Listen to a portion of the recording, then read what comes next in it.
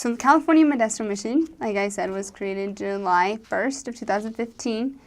First mission president were Brent Palmer and Sister Karen Palmer, and they are just the most caring people in the world. They are from Seattle, Washington. It was from the southernmost part of the Sacramento Mission, the northernmost part of the Fresno Mission, put together. It's 6 stakes. There's the Lodi stake, the Stockton stake. Stockton is one of the crime capitals of California. It's pretty awesome. It's a little bit of our claim to fame. Don't worry, you'll be safe. You'll be fine. The Lord protects you. There's the Manteca stake, the Turlock stake, the Modesto stake, and the Modesto North stake. There's a lot of different dynamics depending. There's a lot of less active members. No matter where you serve, you're going to have way more less active members than you do active members. It doesn't really matter where you are. I think in Stockton, there's more potential elders than there are active members in the stake. So there's so much work to be done just in people who are already baptized. So even if you don't find like 600 people on the street to baptize every day or even throughout your mission, there's so much that you can do just working with less active members. And I know I spent a lot of time on my mission working with people who really struggled with just coming to church and just making it a priority, and working with people who wanted to be active but really just needed that extra support. Working a lot with visiting teaching to make sure that's getting done, and we saw a lot of miracles come from that. I served in pretty much everywhere you can serve in our mission. I started up at the northernmost point in Galt. I lived in the Ione area up in the mountains. Yeah, it's just gorgeous to drive up there. There's so many vineyards all over the place, and especially up in that Lodi area. So I started up there. I was there for 6 weeks, and then I kind of moved to the other area of Galt and served there as well. So I served in both wards that are in Galt, and they're both amazing wards. It's just a great area. Preparation day, we spent a lot of time down in Lodi. So I spent a lot of time in Lodi. That's where the first A&W is there. Went there. It was pretty cool. Yeah, there's not a ton of like touristy spots that you can really see that are in the Modesto Mission. There's Calaveras Big Trees, and there's an entrance to Yosemite, but you can't go all the way into the park. There's a lot of places up in Sonora that are just kind of cute little places, but there's not a ton of like destination travel to the California Modesto Mission. But don't let that like get you down. Like, preparation day is so fun because you're going to become such great friends with the other missionaries, and there's always something to do. The boundaries are pretty straightforward. I moved from Galt, which was the northernmost point in the mission, to the westernmost point in the mission, to serve in Tracy area out in a little housing development called Mountain House. And that was a really interesting experience. And I really liked it out there. And I served in that Manteca general area. And then I moved to Modesto, like the actual city of Modesto, but I served more on the outskirts of the city in the more country area part of Modesto, and down in the airport district by the airport, which is how I knew there was an airport in Modesto. Don't let yourself get down in missionary work. There's a lot of foot traffic in a lot of different parts of the Modesto area, so you're going to be able to do a lot of street contacting. It is a full-time biking mission. I don't know what future mission presidents will do. President Palmer sent back a pretty large amount of the cars allotted to our mission. He didn't want them, so he returned them back to the church. The church was kind of like, no, you can have these. He's like, I don't want them. We're going to be in biking mission. So if you're called to the Modesto Mission, like, get ready to bike hardcore. It's going to be so great. You're going to stay so thin, and it's really, really helpful for mental health. But it creates a really awesome atmosphere and kind of changes your mindset when you're biking around, that you're going to have that focus on talking to everyone. And you have the opportunity, like when you're just biking down the street, to just stop and talk to the person who's just pushing their dog in a stroller, or who is just walking down the street with their gang and their friends, or the two girls that just got out of class and walking down. There is Stanislaus. University of California Stanislaus is in the Turlock area.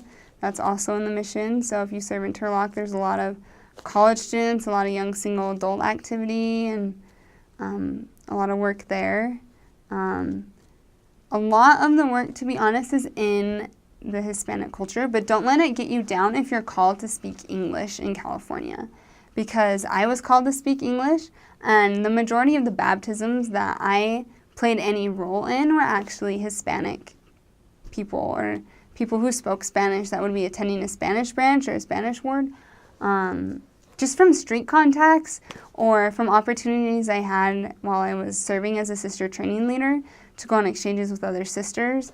I did speak a little Spanish, so I could help out in teaching.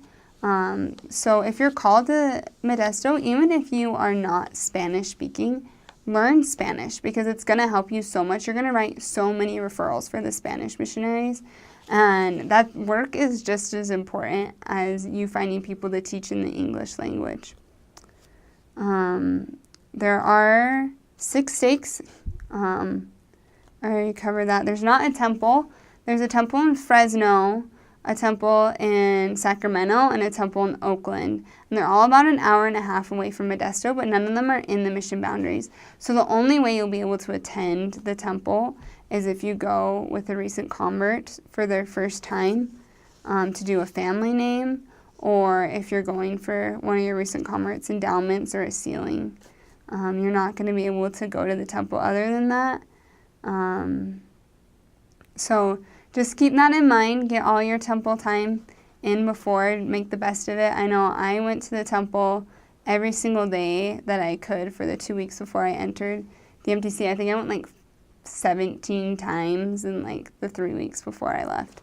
So, and that really gave me that spiritual boost and that like constant memory of the temple that I had been so often, that it kind of sustained me throughout my mission. As far as the religion climate and challenges, it's hard. People are hard-hearted, especially if you're serving English. I mean, there's a lot of Catholic, and I think the main challenge that the Hispanic mission or the Spanish missionaries ran into, those who were serving in Spanish speaking, was just that Catholic upbringing, and that they're just not really willing to change over. They don't really see how God could be 3 separate people, or they don't see why they need to be baptized again, or whatever it is. So it was kind of a challenge that they faced Spanish speaking. English speaking, I think the biggest challenge is just pride. There's a lot of born-again Christians. That's a lot of things that I ran into. There's the predominant church in the area is called The House, and it's based out of Modesto. And it's Christian, it's Protestant, I think. I don't know what they are. I just know that like they're kind of the bane of my existence as a missionary, because a lot of people have that mindset. There's a lot of anti-Mormon churches in kind of the smaller towns that will just bash you. I know I had a lot of times where people will call and want to be like a referral, but it was just somebody who was there to just bash us. There was somebody who even went as far as doing like really, they were anti-Mormon, they had been a member, and they just came to like heckle us and stuff. And so there's always going to be those people. So I left in September, beginning of September. I entered the mission field on September 21st. And we flew into Oakland because Modesto has an airport, but it's super, super small. And so we flew into Oakland. Our mission president picked us up. I was It was a brand new mission in July 1st. It started. It's combined from part of the Sacramento mission and part of the Fresno mission, combined 3 stakes from each to become a Modesto mission. And a transfer later, new missionaries were introduced. So I was the second set of new missionaries, and only 2 sisters came out the transfer before I did. So we had 17 sisters that came out with me and 12 elders, and it was a group. Like, there were a ton of us. We had like 29 people on the plane. It was crazy. There were so many of us. We all came down. We met President Sister Palmer. We said, put us to work. And they're like, you're going contacting tonight. We're like, oh, awesome. This is going to be great. We had a 2-hour bus ride there. And we left at like 5 a.m. in Provo. It was like 53 degrees. And you don't really spend a lot of time outside when you're in Oakland. I remember stepping off the bus. We pull in to the mission office, which was in the back of the Modesto Stake Center on the Dell Road. And holy snap, like, the heat just hits you. It's like 105, and all of us are just looking at each other like, what did we get ourselves into? And the assistants, of course, are like, oh yeah, it's like this all year long, just get used to it. And elders, we were all freaking out. That first day was mostly interviews and some safety information. They separated us into groups, and so they take the new missionaries out and they send you out 2 by 2 into downtown Modesto. It's kind of sketchy there, not gonna lie. It's kind of a special place. There's a lot of foot traffic, and they just sent us out. Said, hey, have an hour, meet us back here, and gave you some materials and said, go. And that first person I met, he had like bandages wrapped around his head and like dried blood, and he tried to hug us all, and he was crazy, and we couldn't understand what he was saying, and like we were trying to share a message, and I just remember thinking, I'm never gonna get this down. Like, I don't know how to do this. And so it was a crazy experience, but it stuck with me throughout my mission, just knowing where we started and how far I'd come, and just a crazy experience with someone like that. Met our trainers the next day, and my trainer like ran screaming up to me, gave me the biggest hug. It really was just exactly what I needed. And then after we met our trainers, we had a little bit of a meeting, and we counseled together, and we had some prepare to learn scriptures, some scriptures that we read, and went to our areas. And my first area was up in the northern part of my mission, and I remember just driving up there thinking, I'm never going to learn these roads, I'm never going to know where I am, like, this is going to be crazy. And I don't know, I just could never think that I was going to learn to love the area as much as I did. People are really down to earth in the more southern part of the mission, to be honest. In the Modesto country area, the Modesto city area, it's kind of separated the city itself of Modesto into a more affluent part. There's a more like kind of middle class part, and then there's more of the part that's just kind of mixed. Like, there's some nice parts like in there, and then there's some middle income, and then there's some pretty poor places like Empire. I served there in Airport District. But then there's also places like where President Palmer lives, and the mission president lives in Ripon, which is just very, very nice. There's not a lot of foot traffic. There's Mountain House where I served, where people are mostly commuters.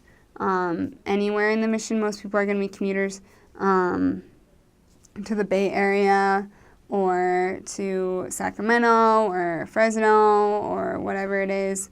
And so there's not as many people there, or you don't really see them as much. Tracking is a little bit harder.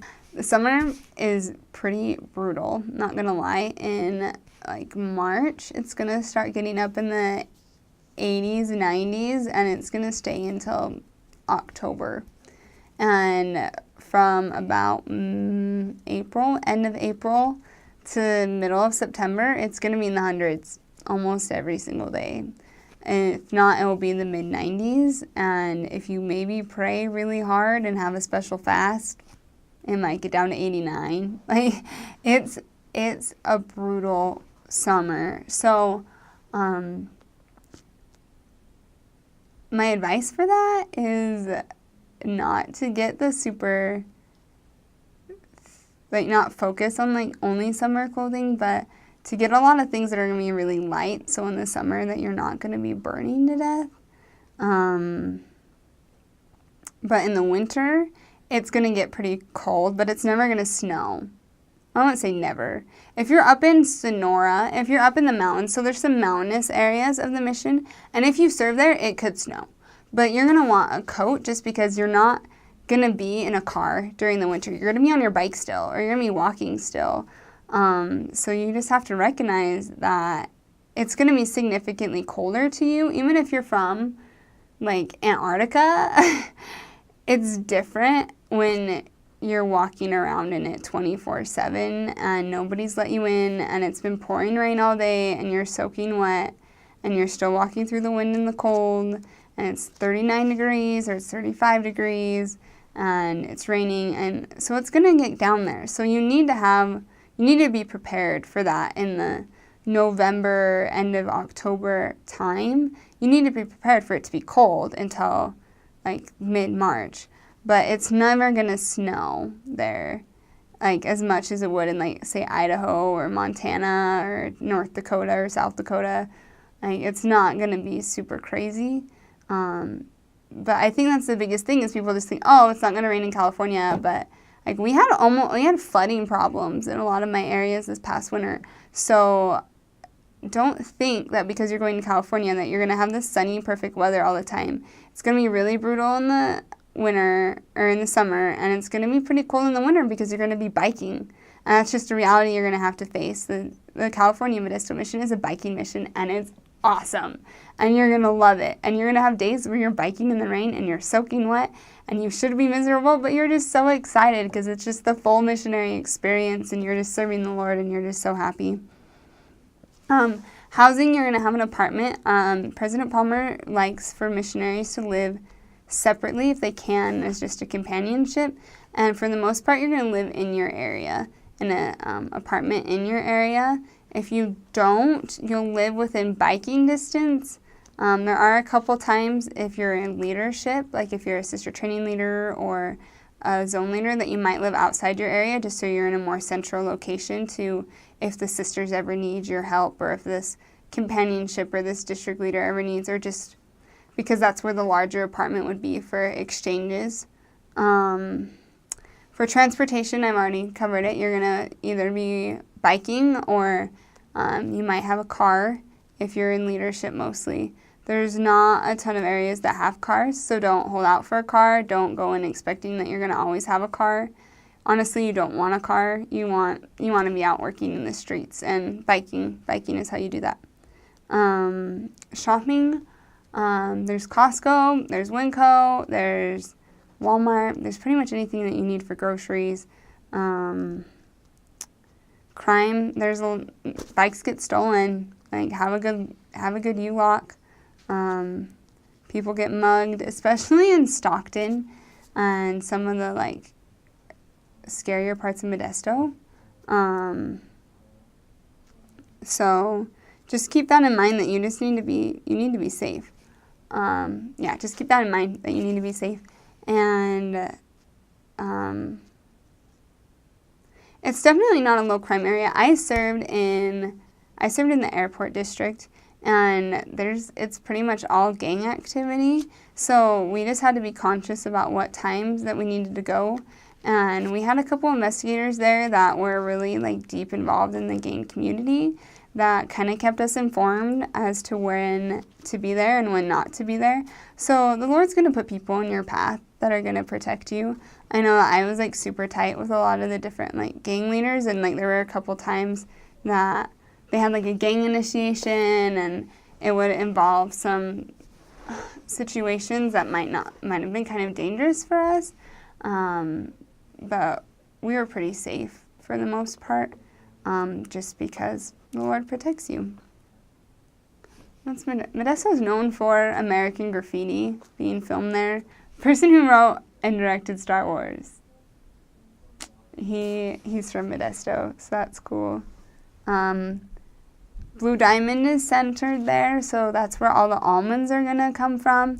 That's kind of the thing that I would say about Central Valley is get so excited for all the fruit because it's awesome. So you're probably thinking, oh, I got called stateside and I just wanted that cool cultural experience. Well, you're in luck because Central Valley is the most culturally diverse place. Well, probably not the most culturally diverse, but it's so culturally diverse. On my mission, I met Filipino families, like Indian families, Muslims, like there's so many, like a lot of Puerto Ricans, there's a lot of Peruvian influence there, there's a lot of Brazilian influence. I had an investigator from Brazil, and she would just make us all this crazy Brazilian food and just like make us pack it in, and I just could feel the pounds growing. And a lot of Hispanic food. You're gonna love all the taco trucks. Like that is one of the greatest blessings of my mission. I love taco trucks, and like they're the best. Like California has the best taco trucks, and you're just gonna fall in love with the Mexican food there. Filipino food was awesome. It was just so cool to have so much Filipino experience, and it really just depends on where you live, because I lived in the more affluent parts, and those parts are a little bit more difficult because like people are just very happy where they are, but it is kind of a different living style. Like it is, people are a little bit more well off there. You're gonna have a lot more like diet fad kind of foods there. That's kind of a big thing in California, especially throughout the Manteca State, especially like the Ripon area, Mountain House. There's a lot of dieting and a lot of like healthy food. You're going to get fed a lot of things that are going to make you feel good afterwards, I guess. That's kind of a cool experience. When you get into like Modesto or Lodi or whatever, you're really just going to get a mix of everything. We had a lot of Mexican food on my mission, I'm not going to lie, and a lot of pizza. So, but there's tons of cultural diversity. I remember serving in just so many different areas. Like there's so many housing communities that are just predominantly Sikh people or Muslim, and they can't really talk to you on the street as much because of their religion. But the little conversation I did have, like they're so loving, and they just have such a strong belief in God and having that spiritual guidance, and they really just care about your education and your well-being, and they're really just there to care. They really just want you. They're so glad that you have that faith in God, and it's just such an incredible experience. You meet so many different people that you really wouldn't meet, I think, if you served somewhere else. You're going to have that perfect experience. But for me, serving in California was so perfect because I kind of got the foreign experience with the safety of being able to be in America. I had one day, my companion and I had biked like 35 miles that day, and we had dinner, and it was way out in the country, and we were just so tired. And we were trying to decide whether we should call and ask a member to kind of help us out, our meal coordinator. And we flipped a coin, and we decided, and it ended up being that we needed to bike out to the country. So that's what we did. I remember biking out there, just thinking, oh my gosh, I'm going to die. And we hit 50 miles that day. And you just feel this incredible sense of just accomplishment when you biked that much. And oh my goodness, it was just an incredible experience. I just remember being so tired, but I remember in my prayer that night that I just remember being able to tell the Lord, like, I gave you everything I could today. We biked through every part of our area. We talked to everyone that we saw. We might not have had, like, a ton of success in, like, people accepting us, but I can tell you I gave my all, and that I went everywhere we could today to try to serve you. Advice for sister missionaries. Place to start. There's a Facebook page called Many Are Called But Few Are Sisters. get on that Facebook page. Saved my life. I met so many sisters that were coming to my mission, and I ended up being companions with one of them, and she and I were in the MTC together. We became really good friends before the mission. We're really good friends now. She's getting married in a month. I'm getting married in 3 months. Like, we're still great friends. She and I ended up training ourselves, actually, and it's such an awesome way to find people who have served either in your mission or are going to your mission or have served in that general area that can give you a little bit more advice on what you're looking for. And obviously these videos are super helpful to have online, but it's just super great to have somebody that you can talk to in like real time and just say, hey, like, what did you do in this situation? Or is it a different mission president than when you were there or whatever? And it's just such a great resource. People often will sell like clothes that they're done with and stuff on there as well. When it comes to packing, don't take too much. If you're going to California, you're going to have so much access to so many clothes. There's Ross there. There's Walmart there.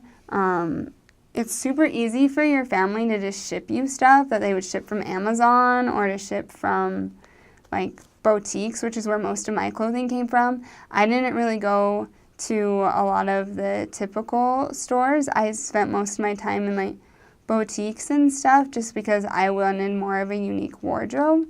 But I can tell you, I left with way too much clothing. When you go to the California Modesto Mission, you're going to need cardigans and blazers for church on Sundays and for any meetings that the elders would be required to wear their suit jackets. So like zone conferences or mission leadership council if you're a sister training leader or a zone leader. Just know that you don't need to take like a million clothes. Like, take enough that you're not going to get sick of it in like the time that you're there in the MTC and like the first couple months. But don't take a ton of it because you're going to get sick of your clothes and then you're going to have like a ton of clothes that you're sick of and you don't want to wear. And sisters are going to change. The mission office like keeps a space where like you can put clothes you no longer want, and other sisters, and you can like kind of have this clothing exchange going. You're going to have companions that are like, oh, I don't really like this shirt. I love how it fits on you. And you're going to be like, oh, I don't really like this skirt. You can have it. Like, you're going to change clothes around and stuff. And you're going to borrow your companion's clothes. Like, well, I didn't really because I'm 5'11" and my companions are all 5'1", and so I didn't really borrow their clothes much, but they borrowed mine. Be safe. Just know where you shouldn't be. Like, if it's 10 o'clock, if it's 10 o'clock, you better be in bed or getting there. But if it's like 7:30 at night and it's dark outside, don't be in airport district. Don't be down in gang territory. Don't be out walking on the street. Set up your time so that you're in places, you have places to go. If you do need to travel, try to set it up with a member to take you. The members are going to be more than willing to help you out, and they're super protective of sister missionaries. So just recognize that you just need to be smart. As far as health and well-being, don't get stuck on all the crazy fad diets that everybody's in there. I think that was a really big thing. But eat a normal amount. You're going to eat a lot more on your mission because you're going to get stressed out. But really, with health and well-being, just bike and enjoy it. Like, don't complain about it. I think that's the thing, is if you just have that mentality and you get that exercise from biking and you actually do exercise. This is the thing. Okay, nobody in my mission ever did exercise like 100%. Like, you need to make that half hour of exercise actually meaningful. It's going to completely change your morning, because there are going to be days where you just like kind of come out and you're like, oh, this is my exercise. I'm stretching. No, that's not 30 minutes of exercise. That's 30 minutes of, I don't know. But make that exercise really count, and it's going to change your mission experience. Bike shorts. Don't pay $1 million on bike shorts. It's ridiculous. There's this place called Jane.com. There's these things called slip shorts, or just get some leggings and cut them off or something. Like, do not. And then pay $45 for a pair of bike shorts. And then when you're biking, what you do is you tuck your dress into the bottom of the back of your bike shorts. And so then when you're biking, it's not going to like get caught in the spokes. And then just when you stand up, you just pull it out and tuck it back in, and it keeps your dress from flying up like crazy. So just make sure you don't have super long skirts. Those are going to get stuck in. But don't put them like right by your knee. Like try to get them in a pretty good length. If you are worried about it, sit on a bike on a skirt and maybe practice a little bit before you come out. And don't go cheap on your bike. I spent like $600 on my bike, and it's going to be something you need to keep up. Like you need to make sure you get good enough tools and that you actually pay attention and get a really quality bike. And you get a really good lock so it doesn't get stolen, because it's going to be your main form of transportation. It's hot during the summer. Do not wear Carinessa. You will burn to death. I wore the cotton ones, or the ones that had like the wicking agent. I can't remember what they're called. Kind of the more jersey ones. I know some sisters did wear the mesh ones, but just be aware that you do not want Carinessa during the summer. During the winter, Carinessa is fine. The weather is not super humid in Modesto, so you're not going to be like, it's super humid when it is really hot, and you're going to get the delta breeze. So I guess it's more humid. So then I came from Idaho, so it was a lot more humid for me, but my hair was fine. I think that's a really big worry that sister missionaries have, is their hair is going to be like frizzy and crazy. You're not really going to have that problem in Modesto. Your hair is going to be pretty great, because my hair gets that way in the humidity, but it was totally fine in Modesto. I guess I'll start with the very beginning of my mission. I came out. I was still in that new stage of trying to understand what it was like to be a missionary. And because so many sisters came out with me, there were more sisters that came out with me than were currently in the mission, and they had to save some to be sister training leaders. And so training was kind of crazy for that first little while. A lot of sisters trained themselves. A lot of sisters, from right off the bat, a lot of sisters had companions that went home out just like a couple weeks later. And so things got moved around. So after my first 6 weeks, Sister Wilkins, one of the sisters, the sister that I became friends with on that Facebook page, she and I were in the MTC together. We were great friends. She was serving in one ward in Galt, and I was serving in the other ward. And we happened to be living together in Galt. And we got called to finish training ourselves together. And we were so shocked. It was surprising. Like, we were so scared. And it was kind of an interesting experience to just start out that way. You are kind of in this crazy mindset of, I don't really know what's going on. I'm trying to figure out who I am as a missionary or whatever. And it kind of set up a different tone for setting up what I needed to learn on my mission, which was things that I didn't really know. And so my next companion after that, so by the time I'd been out for 3 transfers, my third transfer, I was already on my third companion in my third area. And my companion was a sister training leader, and she was incredible. Her name is Kelly Allen, and her name is now Kelly Moore, and she was so instrumental in helping me come to understand what I needed. After I'd been out for 3 months, almost 3 months, about 3 months, when it came time for Christmas.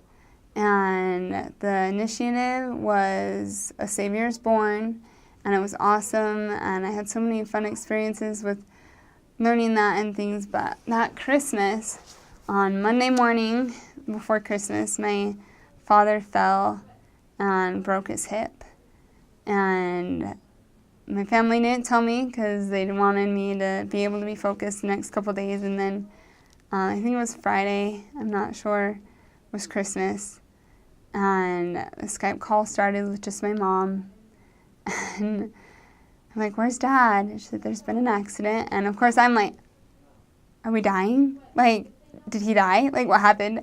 Not, are we dying? Did he die? Like, what's going on? Like, why don't I know? And she's like, well, he fell, he broke his hip. They were able to do just a repair, but he's going to be out of work for a little while. And a little information, it was a really big financial thing for me to leave on a mission. Because we never saved up for it. It had never been a plan. And so it was kind of a financial struggle for me to come out. I mean, I worked to pay for as much of it as I could before I left, just to be there to help pay for it. But it was scary. And I was so worried, just like, how are we going to afford to keep me out on a mission?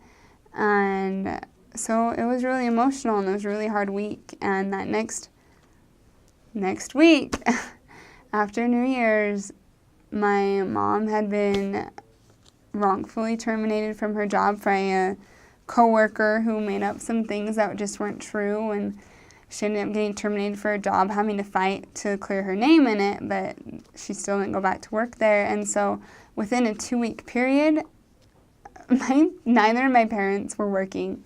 There was no income, and I was there on a mission, not even knowing who I was, what I was doing. I just felt like I was always constantly failing. I wasn't doing it right.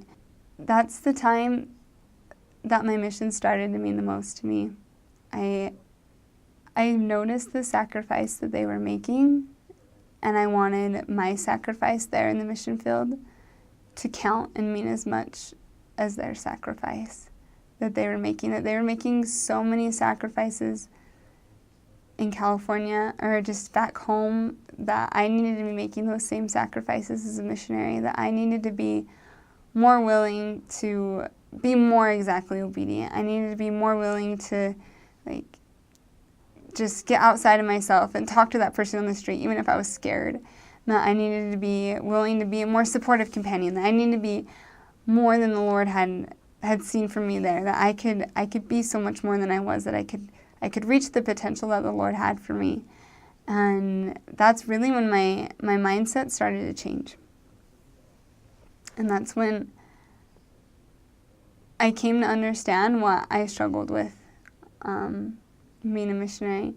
That I had never known who I was before my mission. That I kind of just seen myself as I can just mold to be whatever this person needs me to be. This person needs me to be this kind of a friend. This person needs me to say this. This person needs me to do that. So around this person, I'll act this way and I'll do this. And for this person, I'll act this way and I'll do this. And I never was really like, this is who Carly is. Carly is this person, and Carly likes these things, and Carly wants to do this. Outside of, I wanted an education. I wanted to be involved in mathematics and chemistry, and I was determined to be valedictorian, and those are the only things that I found purpose in my life, and those are the only things I felt like I had to share with other people. But it was when I realized that I needed to make more of a sacrifice out on my mission, and I had more of that mindset, that I kind of just came to this point where I just felt completely lost. Like I didn't know who I was, and I didn't know who I wanted to be. I didn't know who the Lord wanted me to be. I felt like I was trying to make this sacrifice, but I didn't even know who I was to be the missionary that I needed to be as myself, because everybody always tells you to just be yourself. And I remember talking with Sister Allen, and she just looked at me in the eyes and she said, Sister Munns, if you don't know who you are, just be like Christ, and you'll find yourself, because that's what we're ultimately trying to do. And that hit me so hard. And I'm a real person, right? I'm not into being fake. And I just realized that I just needed to find who I was, that I needed to be myself, and that I needed to find who that was, and that I just needed to think about the Christ-like attributes that I wanted to develop and just focus on those. I was going to find who I was, and I was going to find a confidence about myself. And I think that really happened through studying and pondering on our mission vision, which is we are one with the Savior and doing the will of the Father. And that vision has really become a life vision for me, that my goal is to be one with the Savior and doing the Father's will. And that's really what our whole purpose in life is. That's really who we are, is we're here to rely on our Savior, Jesus Christ. And that was life-changing for me, that by the time I had been out for 6 months, I was with a sister who came out with me, and we were just able to powerhouse it. And then from then on, I got called to train, and I was either a trainer or a sister training leader for the rest of my mission. And I felt like I could only do that because I was completely relying on the Savior to be able to be the example that those sisters needed, or to be able to be the leader that those sisters needed. And I felt painfully imperfect, but I felt like I discovered so much about who I was just in being able to serve with those companions and being able to love them and being able to push through their difficulties and their hard times and their tears and be that love and support. And I found who I am and what I need in a relationship when I get home from my mission, and what kind of sister I want to be, what kind of person I want to be, what kind of mother I want to be, what kind of wife I want to be.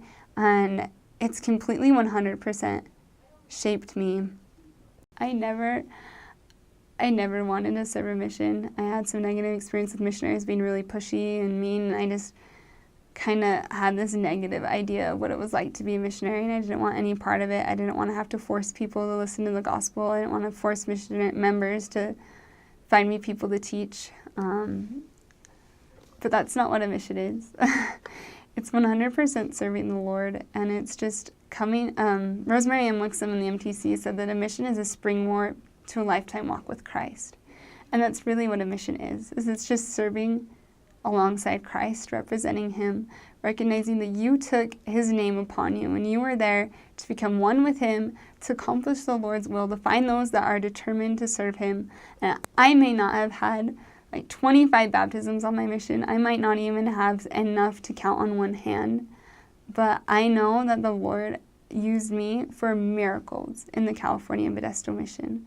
And it's not because of my abilities or my talents or my thoughts, but I know I was called there for those things and that he used me through those things.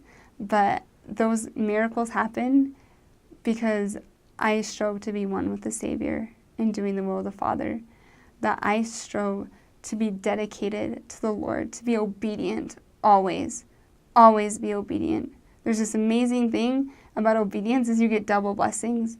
That I remember one week my companion and I decided that we were going to be a little bit more obedient. We were going to stop biking on the sidewalks because it's illegal. And we found 6 new investigators that week. And did we find new investigators because we weren't on the sidewalk? No, that had nothing to do with it. It was just that extra little bit of obedience the Lord is going to bless you for. This gospel is true. The Book of Mormon is the greatest book I've ever read in my life.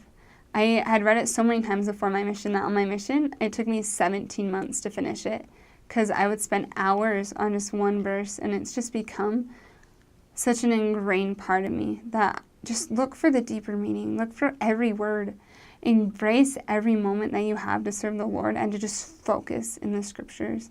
The time that you have to have this set aside time for study, because when you get home, it's so difficult when you have dates and you have school and you're planning a wedding and you're planning this and you're doing that and everything's crazy. It's so hard, but I can promise you that those skills that you were learning, my fiance and I do companion study every time that we're together, whether we are together for just a couple hours on a Thursday or we're together for several hours on Sunday or Saturday. We do some sort of little companion study together, and it's going to be something that's going to bless you throughout the rest of your life, everything that you learn on your mission. Take advantage of the time to learn about what it's like to live with someone else.